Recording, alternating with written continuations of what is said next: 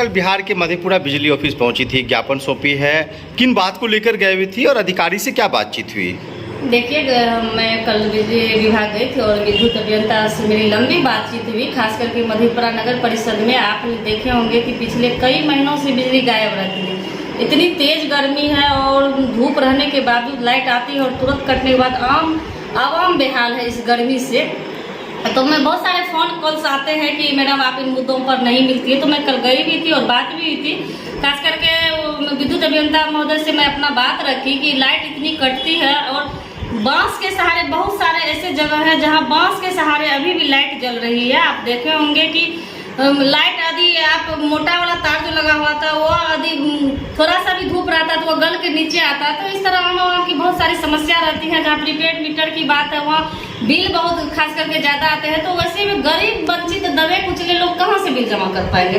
तो आप ट्रांसफार्मर की समस्या देख लीजिए। हालांकि उन्होंने भी अपनी परेशानी रखी, तो मुझे तो सुनना परेशानी ही है। तो उन्होंने अपनी भी समस्या रखी कि मैडम जमीन कोई देना नहीं चाहता है और अन्य किसी की जमीन में हम लोग पोल कराते हैं या ट्रांसफार्मर लगाते हैं तो बहुत सारी परेशानी का सामना करना पड़ता है, क्योंकि बिजली विभाग की कहीं पर्सनल जमीन तो नहीं होती है और आप सड़क के किनारे कोई पोल या ट्रांसफार्मर लगा नहीं सकते हैं। तो बात भी सही है और उन्होंने आश्वासन भी दिया कि बहुत जल्दी इन चीज़ों को दुरुस्त कर लिया जाएगा।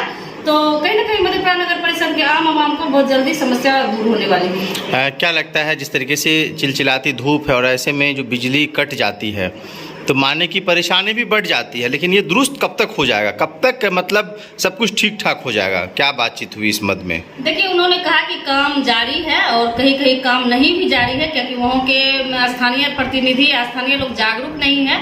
तो जहाँ जागरूक है वहाँ काम भी चल रही है और कहीं परेशानी वही जमीन लेके परेशानी है। जो जमीन देना नहीं चाह रहे, कोई नहीं चाहते कि मेरे जमीन में कोई पोल गले या ट्रांसफार्मर लगे। तो स्वाभाविक सी बात है, परेशानी आ ही रही है। तो उन्होंने फिर भी वो आश्वासन दिया कि मैं बहुत ही जल्द इन चीज़ों को दुरुस्त कर लूंगा।